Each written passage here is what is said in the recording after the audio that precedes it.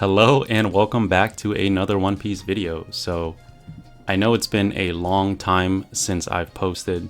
To be honest, I've been having health issues for the past year, but I'm healthy now. I'm not going to bore you with any of the details, but just know that I'm back and my first leader is going to be Marco. So Marco, as many of you have known, is my favorite leader in the past, and so I just wanted to see how he was doing.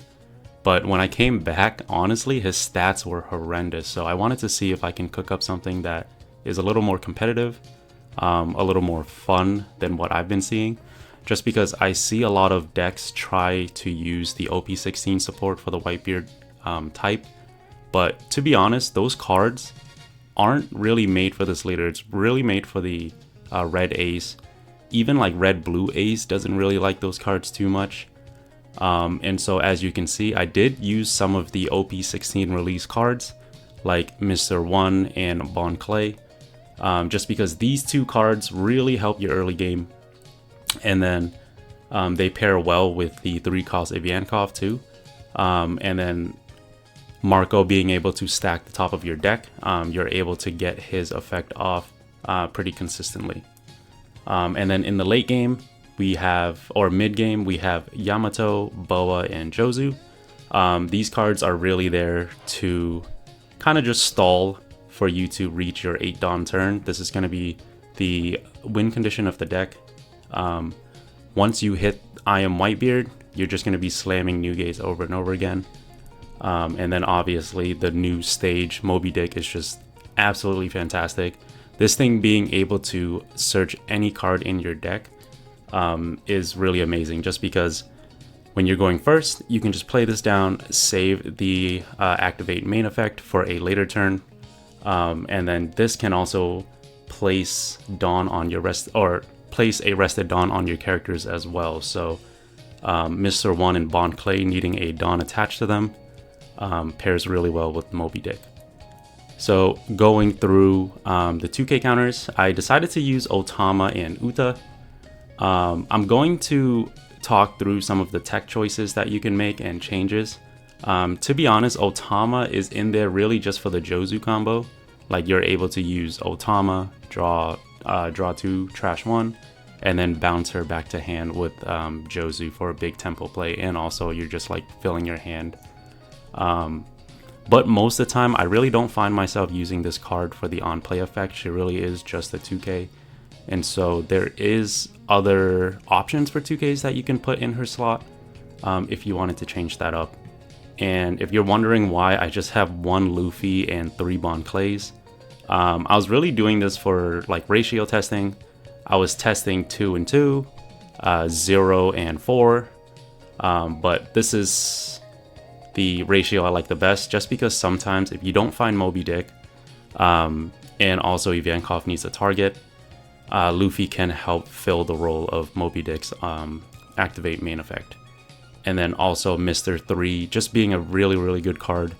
I was playing Crocodile in his spot for a little bit, but I really like the flexibility of Mr. 3 here, just because in the early game you can just play him down, swing, use his activated main effect, or in the late game you can just use his activate main effect, right? Just being able to stun something cost 9 or less is really effective, especially against decks like Purple Enel, just because you guys already know Purple Enel, the thing he's weak against is stuff that stuns his bodies. And so that's why Boa and Mr. 3 make such a good combo, because on your 10 Dawn turn, if you're not able to just combo off with your I Am Whitebeard, Mr. 3 and Boa Hancock are options for that. So I'm also playing the 10 cost Newgate that doesn't stun your board but soft stuns your board, just because I think this meta right now, especially with like Goofy running around and RG, Ace and Luffy, those decks are really aggressive. They swarm board really fast, and Newgate really puts a stop in their tracks just when you don't have this Newgate.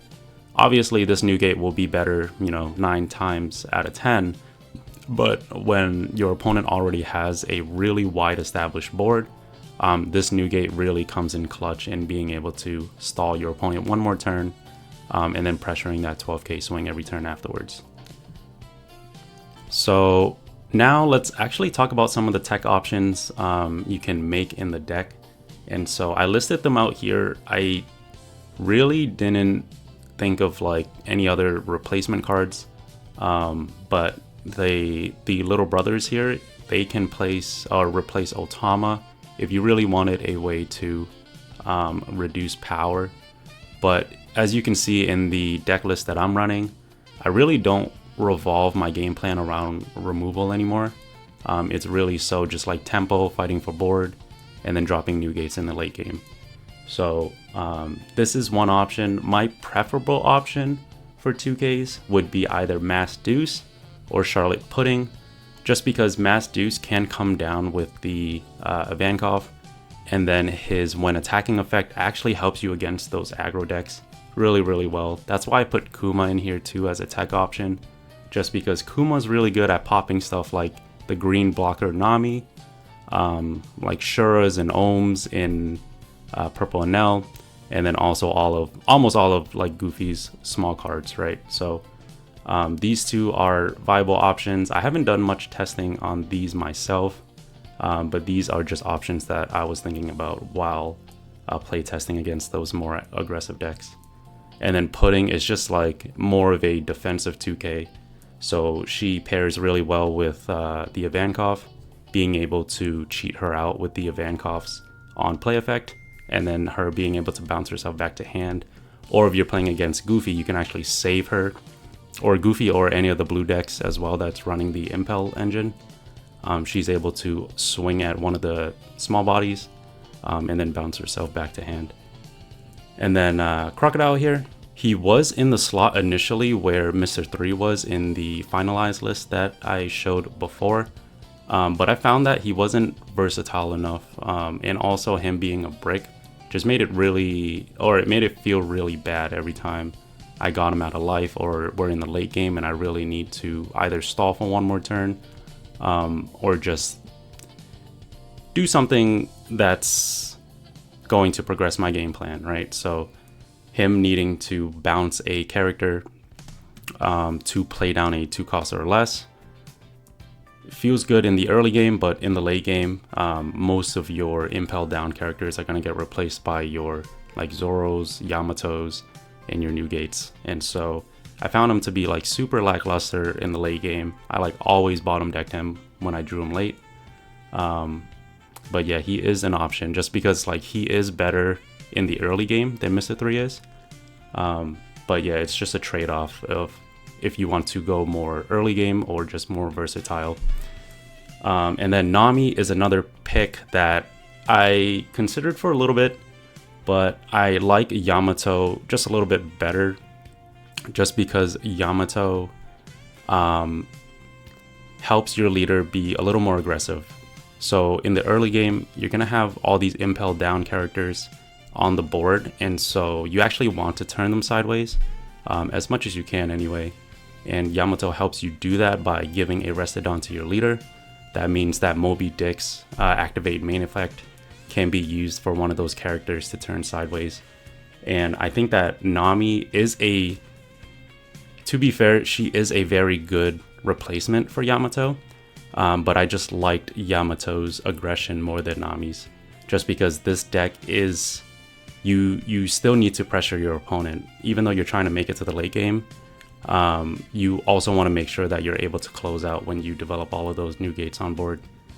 And then speaking of new gate, this new gate, I considered playing like maybe 2 of him and 2 of the Zoros, but again, with all of the aggressive decks going around, I think that the other Zoro I want to play like 9 times out of 10 over this new gate, especially because our current deck list doesn't really revolve around removing stuff off the board.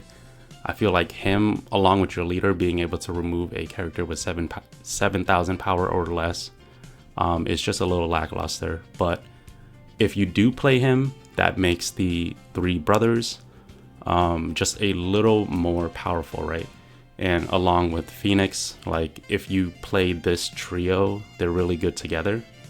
But I think because ultimately my deck list's game plan doesn't revolve around just like popping your opponent's board, it's more so just tempo on board and being able to trade. I found that Newgate was really underwhelming, and so I decided to cut him from the final list here.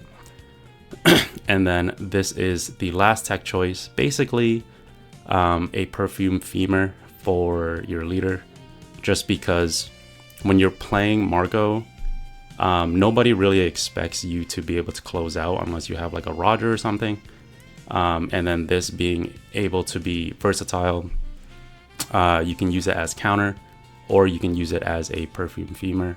I think it really can steal away some games for you if you decide to tech this in. Okay, so the first game I got for you guys is going to be against Blue-Yellow Nami.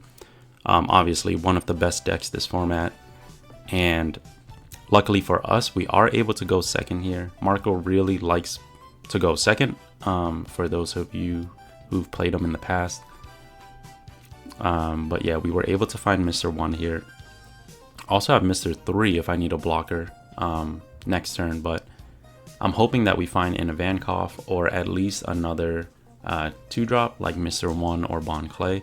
And we do find the Bond Clay here.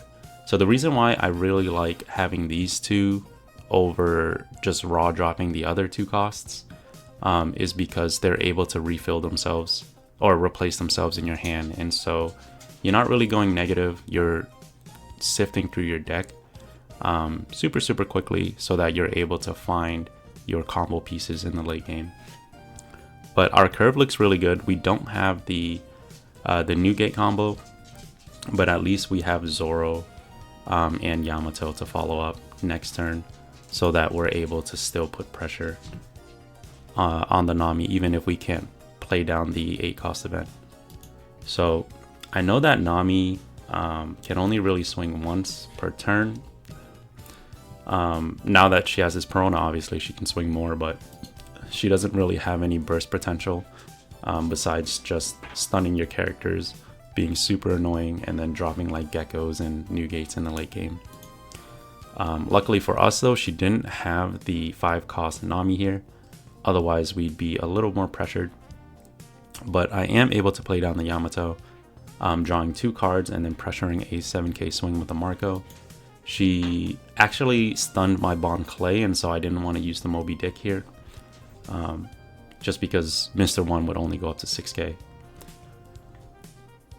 So she plays down Mr. 3 here, being able to draw 2, stunning my Bond Clay again, which is super annoying, but poking in 5 at lead, and then I believe she swings in 7 at lead here, and I end up taking this one. Yep. And then yeah, I really just took that one because I was hoping to find some combo pieces, especially like at least one Newgate or the 8-cost event. But I finally find one of the Newgates, which is going to be our next turn if we don't have the event.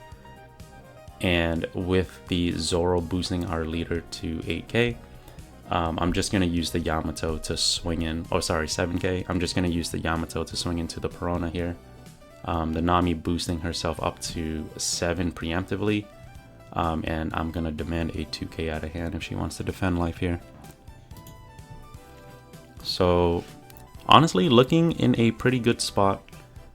She answers with a Nico Robin. Surprised she didn't just play down the Gecko Moria. I guess she wanted to heal and then have this pressure of not being able to kill the Nico Robin. But thanks to our Newgate, we're able to just like free block this Nico Robin every single turn. So it's not too big a deal here.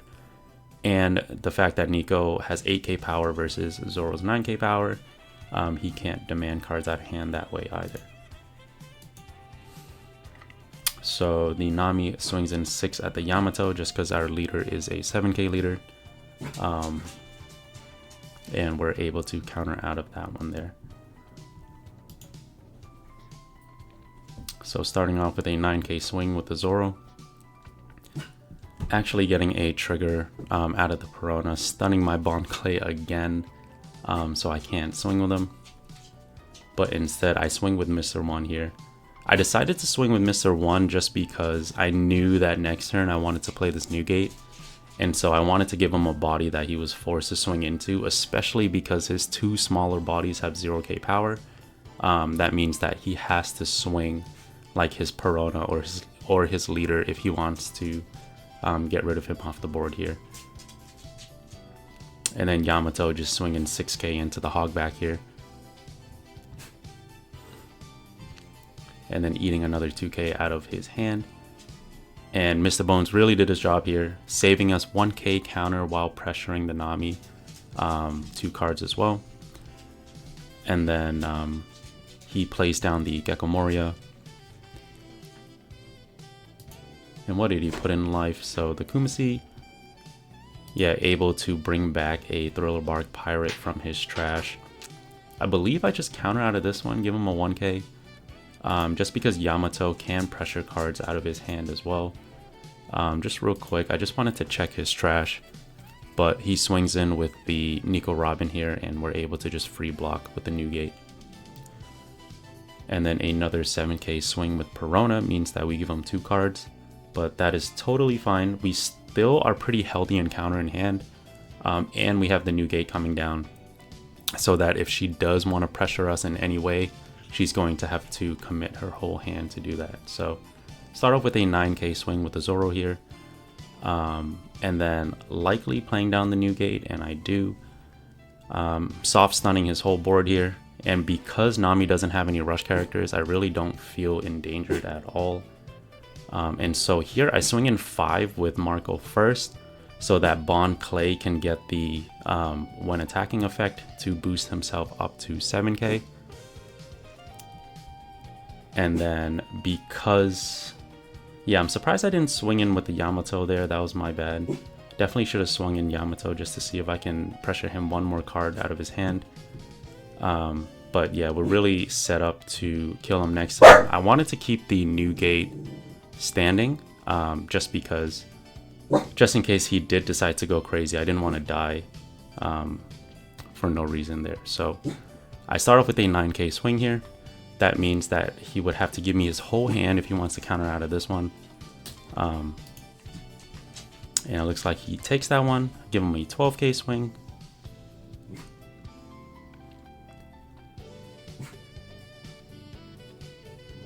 And then he takes that one as well, and then give him another 12k swing with the new gate. Just because I do have another new gate in hand, I also have combos like Boa and another blocker. So I'm feeling really safe here. And then I'm actually starting off with a 5k swing with Marco so that he can use his leader ability first before I commit with the Bon Clay here. So now at this point, Bon Clay, unless he has the perfect counter, we should be able to close this out with a 17k swing here.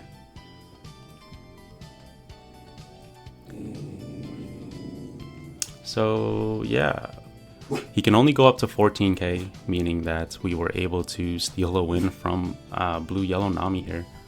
Pretty decisively too. Obviously we got second, so that really helped out a lot.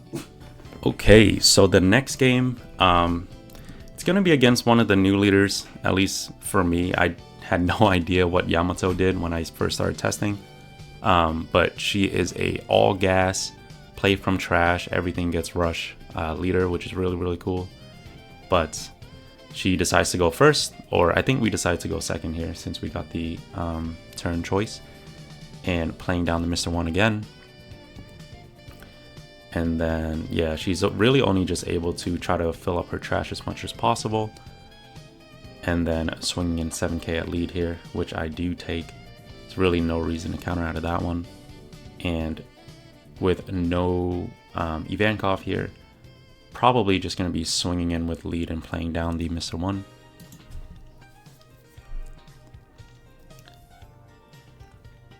Yep, so just trying to see if I can find this Ivankov, which I can't, which is totally fine. But just getting rid of that Luffy just because I think just playing down the Luffy for 2 costs really isn't worth it. I'd rather just try to find other cards, right? So now that we have the new gate and event combo, we're going to be able to use that once we hit our 8 dawn curve.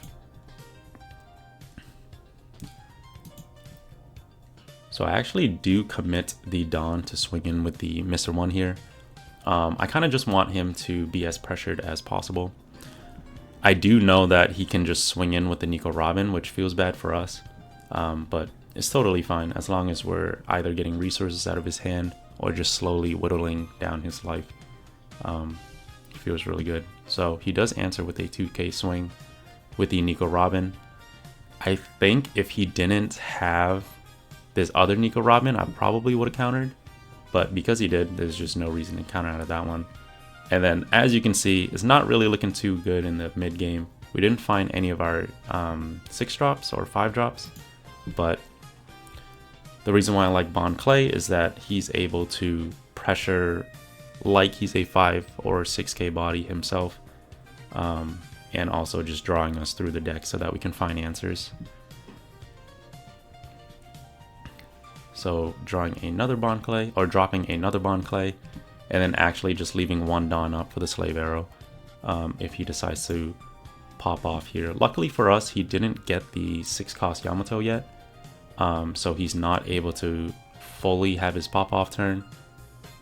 So that just saves us another turn, and then obviously next turn we're finally able to drop down the new gate and start taking over the tempo of this game here. So I do decide to play the Slave Arrow here instead of giving him the 2k, just because next turn we're going to be ripping this I Am Whitebeard, and we're going to pump ourselves to 7. No Dawn up, so we won't be able to use the Slave Arrow anyways, and so I think it's just a good time to drop that here. So now I'm finding all of the Ivankovs, don't want them anymore, so he's going straight to the trash. We're gonna be able to get rid of this Kinemon here, just because our leader being able to drop him down to a 4k power. This Bond Clay should be able to make quick work of this. So swinging in 7 and 4, and then a 9 at lead with our leader.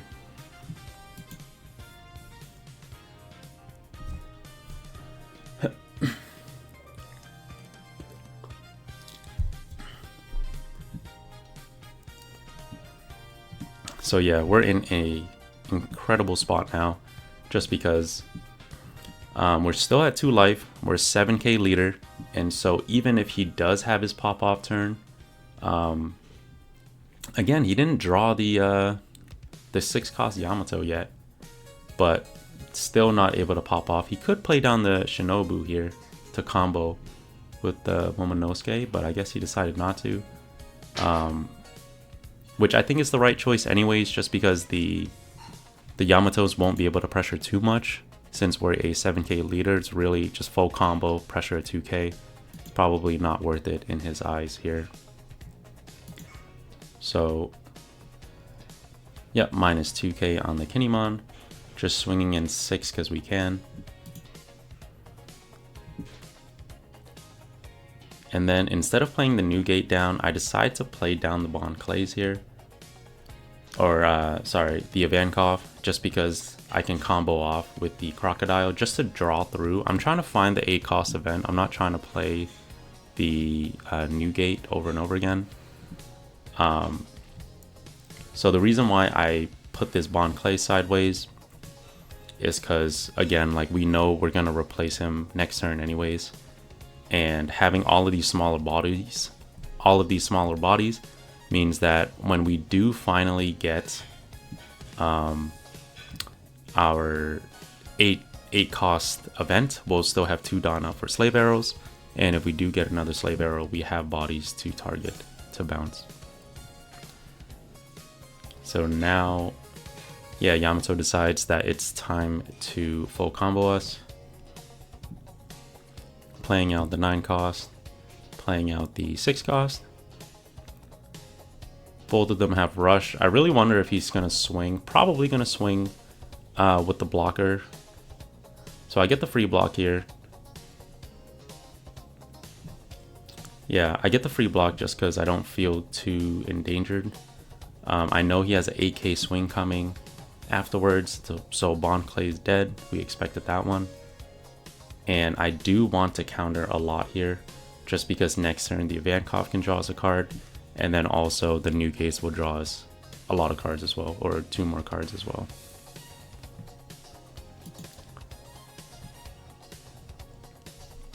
Yep, so with this Yamato, probably going to be swinging 8 at lead here, which I counter 2 2Ks.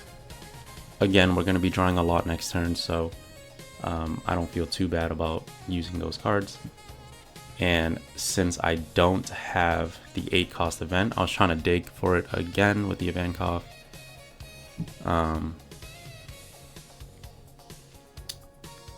Yeah, but just couldn't find it. Even with the Moby Dick, couldn't find it. I actually decided to play down the Zoro instead of the Newgate, because the Zoro is going to have character rush, so that we're able to take care of his bodies on board. And then also pumping us to 7k leader. As you can see, just being 7k makes Yamato's life so difficult, because her full combo is only able to swing like 5s, 6, and then 8. And all we have to worry about is that 8k swing, right? So thankfully we do have these 2 as slave arrow targets. And so even if she gets rid of the Mr. 1 with the Nico Robin here, we'll be able to slave arrow the Ivankov to get even more counter in hand. So again, just full comboing,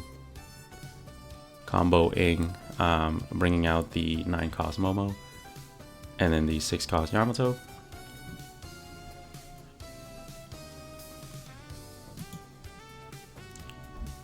So Yamato swinging into the Ivankov here.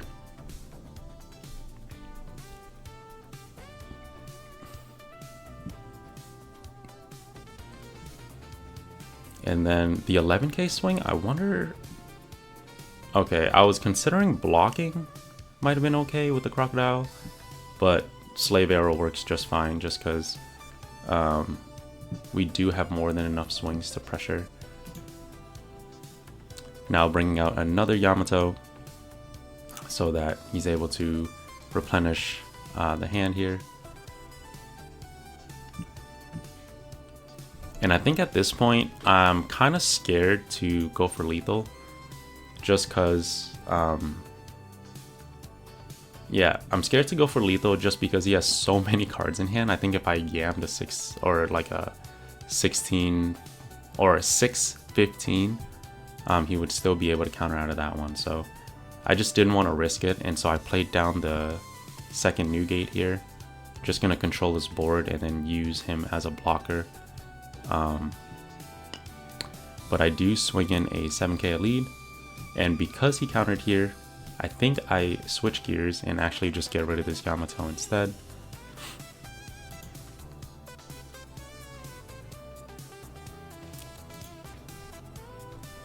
Which is totally fine here. And so instead I swing in the 12k at the 6 here. He actually lets him go. Okay, I thought he had more counter than he did, but forcefully made him let go of that Yamato there. But yeah, now we're feeling really safe here. Being able to combo off again with the Yamato. Probably just gonna ditch a 1k.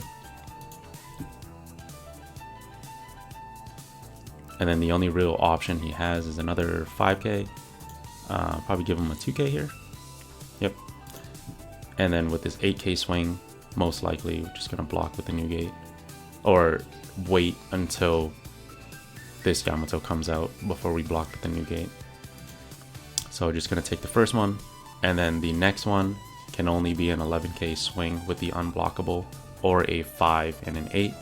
So we're just gonna block the 5 one, and then when he swings with 8, even if he swung into the crocodile here, we would have enough counter to get out of that one. So I'm just gonna take this one here, just because this turn definitely gonna go for lethal now that their hand size is really low. And so swinging in 9 at lead.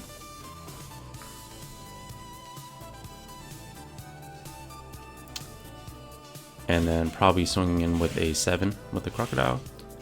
Probably didn't need to be this safe, right, with the math. But Yeah, we just had like way too much damage on board anyways. And then swinging in 12 at Newgate, more than enough to finish off the game there.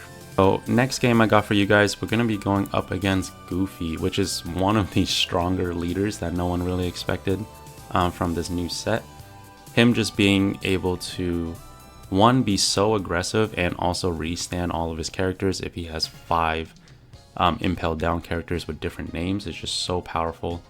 And it's really hard for a lot of decks to combat. So just wanted to show you what this deck can do against that, especially going first.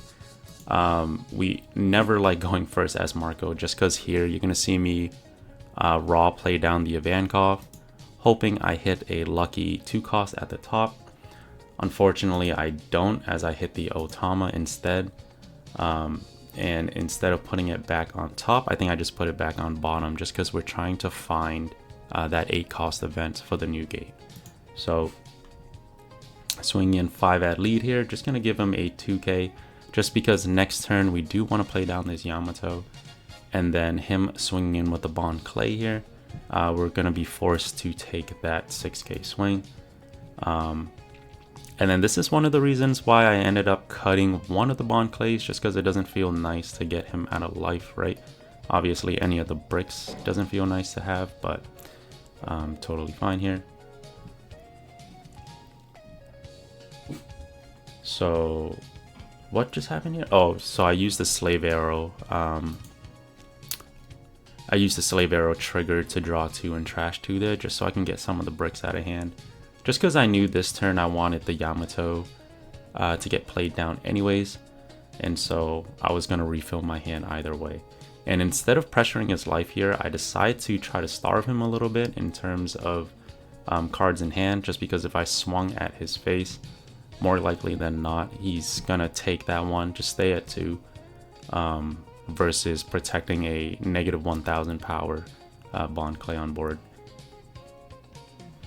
And so luckily for us, he actually does not fill the board too much here, only playing down 3 cards, meaning we are pretty safe. And then him swinging into the Ivankov as well. I decide to protect the Ivankov here, just because, again, we're trying to fish for this 8-cost event right now. And then with the Ivankov, I'm kind of baiting him here to turn his prisoner sideways for a 5k swing. So the buggy being able to make the prisoner a blocker is really useful, but he doesn't take the bait. And this is where I messed up. I should have used my leader ability so that I can stack and play the Ivankov, but totally fine. And this is where that rust comes in, but luckily I do find another Mr. 1 anyways, and so I played down that Mr. 1 from the Ivankov. And then this is why I also like Slave Arrow so much, just because with all of these smaller bodies, and if he does ignore the Ivankov, that's good for us as well, just because we're going to be able to Slave Arrow and use that as counter. So here, playing down the Boa Hancock, swinging 6 with Mr. 1, give him a 2k, and then probably going to be swinging with this buggy. So the Ivankov is fine, and oh, he actually does not swing with the buggy, which is good for us. It doesn't pressure anything from our hand. I didn't want to give him the free block here, and so I just swung in a 6 at 2. And then, yeah, it's not looking too good for us. We didn't find any of our top end pieces, like the Zoros, the Boa, or the Jozus to mess with his board. But totally fine, we're still in a good spot here.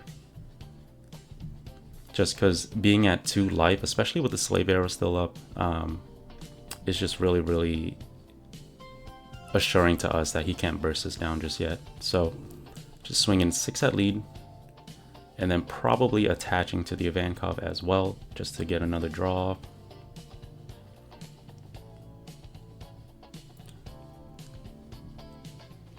So at this point, I really, yeah, I just swing in with the Ivankov here. So this is one of the games that I played the Crocodile over Mr. 3 just for testing.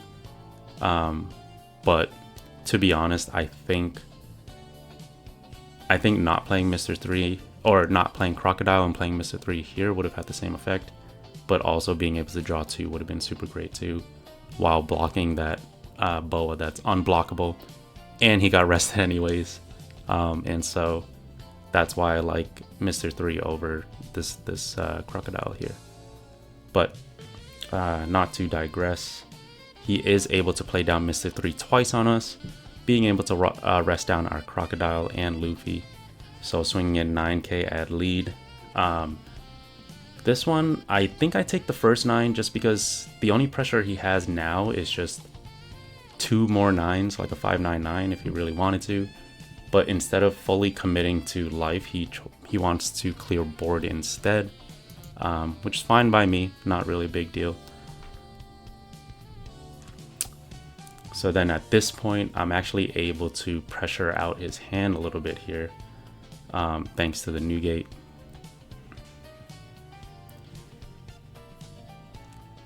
And then I probably reduce the buggy here, right? Yeah, just because I don't want him to be able to refill his hand, or not refill his hand. I don't want him to be able to block using these prisoners.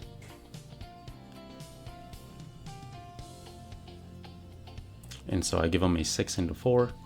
Probably just lets this one go. Swing 7 into 6. Oh, actually swing 7 at life here. I think because the prisoner was a 6k anyways, I wanted to get cards out of his hand versus giving him this block if he wanted to protect it in any way. But either way, he was able to counter out of one of them anyways. And so here he actually starts off with the 9k swing into the Yamato. And then this is something that this definitely won me the game here, where this Mr. 3 and this Mr. 3 have the same name. And so his Let's Go event actually doesn't work, because for this to trigger, you need 5 Impel Down cards with different names. And so yeah, the right play here, you'll see in a second, but would have been to just play down this buggy, play it slow. But I'm not too sure if that would have changed the outcome of the game, just because I did have another Newgate coming down. I had the Zoro, Uta, and Slave Arrow combo coming down as well. But yeah, we were really lucky that this Let's Go Navy headquarters, these two Mr. 3s count as having the same name, which they do. But besides the point, I take advantage of this by adding 3 Dawn to my Marco, who's now pumped to 7k. And then I actually took the life to pump Marco to 7k, just because I wanted to get this boa down as much as possible. And so I swing in 10 at 7, forcing 2 2ks out of his hand, and then finishing off with a 14k to get rid of that boa Hancock there. And now I'm feeling really good. I have 7k, or the leader's 7k, and we have an insane amount of counter in hand. We don't have a single brick. Obviously, we don't want a Slave Arrow if we don't have to, but that is an option as a last resort.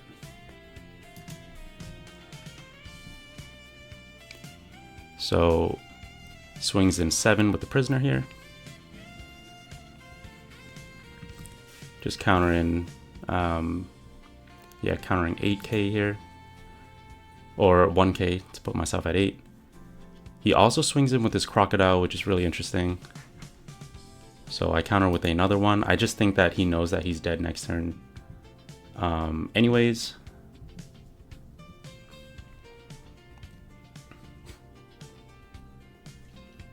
but now he actually has all of his characters. Yeah, now that he has all of his characters with different names, he's able to restand his characters here. So starting off with a 9k swing, gonna be able to counter out of that one. And then he doesn't even bother with the 10k swing just because we had the new gate to block that one as well. So start off with a 7k swing, guaranteed to land, another 12k swing, and then this new gate should be able to finish him off here just because he doesn't have the buggy to turn the prisoners into blockers. So yeah, obviously this game really was solidified due to the misplay on his end. But I think looking at our hand and the fact that we were able to drop new gates back to back, it wouldn't have mattered too much, but maybe. Anyways, we were still able to squeeze a win out of green-blue Luffy here. Okay, so for the last replay, I want to show you guys this game against red-blue ace, just because I think this is a really funny one. It really showcases that if we get our perfect curve, this deck is really powerful, especially going second, and it's really hard to stand up against all of those new gates. And so going second, obviously just going to start off with this Mr. 1 here. Pretty straightforward. Ace starting off his 3-Dawn turn with the 8k swing to face. I think we're just going to take that one. Even if we had the counter, there's just no reason to counter out of that first swing. And playing down the Vista, so now he has an annoying blocker we have to deal with. And this is one of those occurrences where Crocodile is really good, just because if you don't have the Ivankov, right? We didn't have the Ivankov, we didn't have any 2 costs in hand. You can just play the Crocodile to refresh the Daz Bones. Basically just a 4/6 blocker, draw 1 on play. And so here, we're able to use the Crocodile as well as a blocker, and then 2k counter. And so here, playing down the Yamato, again, being able to put that Dawn on our leader is just so powerful because now we're able to pressure a 6k swing here. And also we still have that 1 Dawn to put on Mr. 1 here, which I think I will do. I'll probably play the Moby Dick down just because next turn we're going to be playing I Am Whitebeard into another I Am Whitebeard. And it's just like way too much tempo for him to deal with. And so I start off with another 6k swing here. Blocking with the Vista. And then probably going to swing in with the Croc as well. So he does find himself his own new gate. Probably blocking with the Marco too, just because his leader ability is once per turn. Or he actually decides not to block with his Marco. I'm guessing he wants to swing with the Marco instead, or maybe just save it as a blocker. But playing down the Izo on his 7-Dawn turn here, he could play down the Ace here to bounce the Yamato, which would be honestly really good for him. I don't really have anything to play down afterwards besides Mr. 1. But instead he decides to play the Fufu Pudding, forcing us to bottom 2 cards from our hand. And so just gonna bottom the Boa and Zoro there just because we know our next 2 turns coming up. And I decide to protect the Crocodile here just because I know that Ace hates minimum swings. But I wasn't expecting him to swing 7 with the Marco here. So we lose the Crocodile anyways. So Mr. 1 able to get this Dofi off the board. Just so if we do refill our hand, which we will, he's not going to be able to spam this Dofi on us to force us to bottom cards over and over again. So able to draw 2 cards from the new gate. Filling up our hand really quick too with counters, so that's super nice. And then using the leader ability here probably.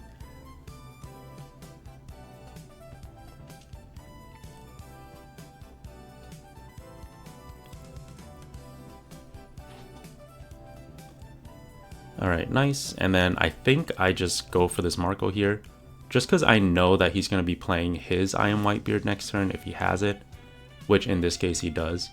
I don't want him to have another blocker next to his Whitebeard in case he turns it sideways. We can crack into it. So he does let the Marco go, triggering his leader ability as well, so drawing 3 cards. And then on his turn, he just drops his I Am Whitebeard, probably ripping a card out of life here to pump himself to 8k. And then, yeah, this is why I don't like the Easel Searcher as well when I was playing her. Because she's only a 0k, he's only able to swing in after attaching 2 Dawn. I decided to let him go anyways, but I should be able to get this free block from the new gate. I let him go just because he can only pump himself up to 5k power, and Ace being at 8k power, not going to be very useful at all coming up. So Moby Dick finding us another new gate, and so if we find this third I Am Whitebeard, it's pretty much over, right? So just gonna pop this new gate, and then he just scoops it up, just because at this point we should be able to leader ability again. And even if we didn't have the other 8 cost event coming up, we did have the third new gate, and it was just way too much pressure for him. Just looking at his hand, he's only able to play down like maybe a Yasop or the Zoro. The tempo on board would just be too much for him to handle. So that's basically it for the video, guys. If you made it this far, please leave a like and subscribe or comment anything you want. It'll really help revive the channel and really help the algorithm. But I really do enjoy this leader a lot. Obviously in the replays you saw that, you know, Mr. 3 and Crocodile is interchangeable. I just wanted to present Mr. 3 just because I think he's just much more flexible. You can play him early game, mid game, late game, and the drawing 2 will help you find these pieces much more consistently. But yeah, let me know what you guys think. If you do have a chance to test, let me know if there's any tech cards that I may have missed out on. And yeah, I'll see you in the next one. Bye.